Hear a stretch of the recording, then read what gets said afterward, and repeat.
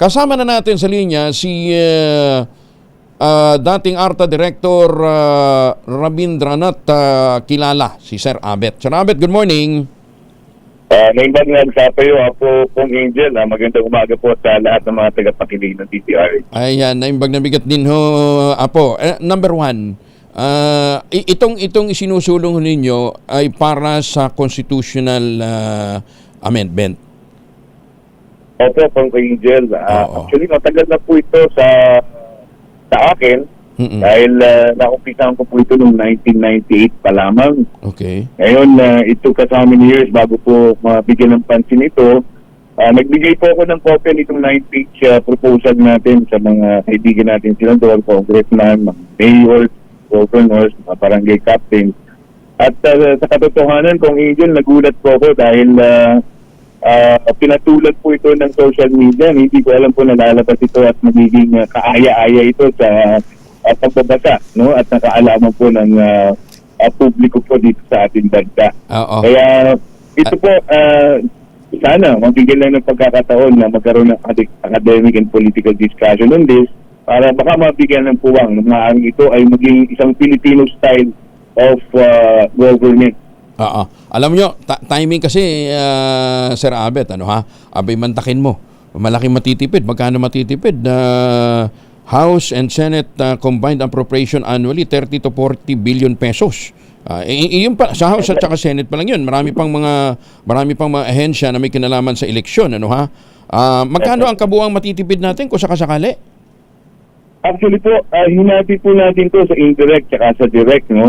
Kasi indirect, andito yung mga sweldo, MOE, yung election expense, at saka mga incidental po tinunong gastusin na abot po ito ng mga kalahating bilyon. Wow. Yung naman pong indirect na, ito na yung mga papasok po yung congressional insertion.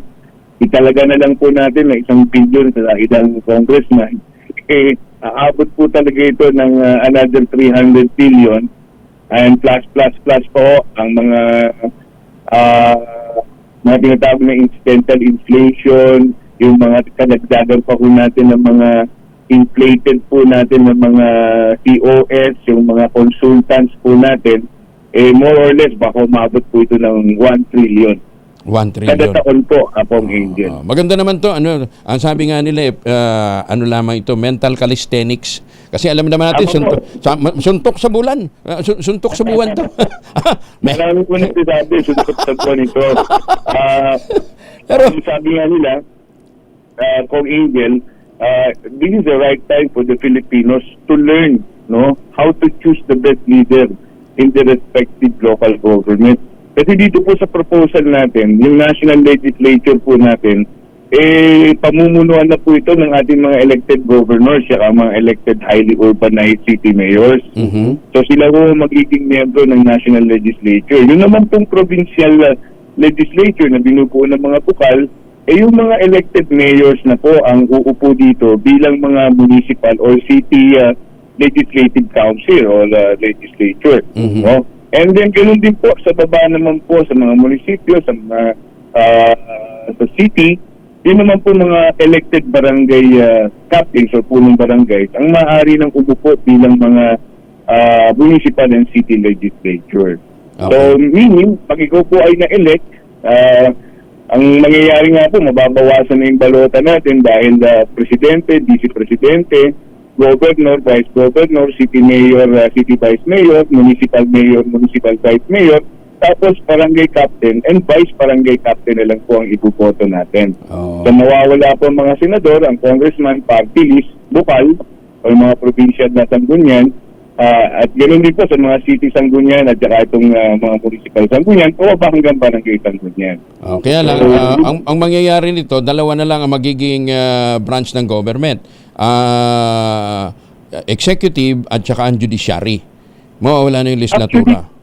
Actually, Kong Angel, if I would want to qualify this, meron pa rin pong legislative function. Kasi alam naman natin, Kong Angel, kayo po ay naging deputado din, na most of the priority bills being proposed by the administration really emanates from the executive department. Kaya meron siyang LEDAC inihahain po yung kagustuhan ng Pangulo ng mga priority legislative measures niya. At yung pong batas na to, binalangkas na ng mga departamento. So, ibinababa na lang po ito sa mga respective committees. So, dito po, meron pa rin national legislature na kung saan yung ating mga gobernador, mga highly urbanized city mayors, at least 4 times a year, no? We have 4 quarters every year. May schedule po sila, aakyat sila sa national legislature para i-represent yung kanilang mga sinasakupan o nasasakupan. So, usually po, importante naman dyan kung Angel, yung budget. Pag natapos na yung budget natin, so, totoo lang. ay nilagay ng mga gobernador dahil alam naman nila kung anong pangangailangan ng mga gobernador. Kasi bilang governor, dala-dala mo yung nagmula sa Barangay Development Council na Barangay Development Plan. Akit sa Municipal Development Council, akit sa Provincial Development Council, hanggang Regional Development Council. So, in short, si governor na nakaupo rin sa Regional Development Council, alam niya ano yung pangangailangan ng kanyang nasasakupang probinsya. No? So, hindi na kailangan yung mga napakaraming district congressman pa. Siya mismo bilang gobernador, sa pamamagitan ng kanyang mga mayor at kanyang mga barangay captain, alam niya na kung anong dadalhin niya ngayon sa national legislature. Pagkatapos naman kung i-get ng pondo ang mga susunod na mga batas, yung priority bills ng Pangulo, which could be done to the help, of course, of the Vice President, eventually who will be the presiding officer of the national legislature, na ito naman po gagawin nila ng parang 4 times a year lang. So, hindi mo yung kumbaga for all year round sila ay mga legislative members. Hindi po. Kailangan umuwi sila sa kanilang mga probinsya to act now as the local chief executive of their respective LGUs. Sus ko, mawawalang allocables, no? Mawawala ang PDAP. Walang pork barrel, di ba? At saka ganun din naman kung sino yung gobernador, kamag-anak niya lang naman si congressman Di ba? Kung hindi niya tatay, di ba? Yung senador, magkakapatid, edi ganun din. Di ba? Tama. Kung Angel, alam mo, ito po ay very timely, no? At this point in time na pinag-aaralan po yung anti-political dynasty bill.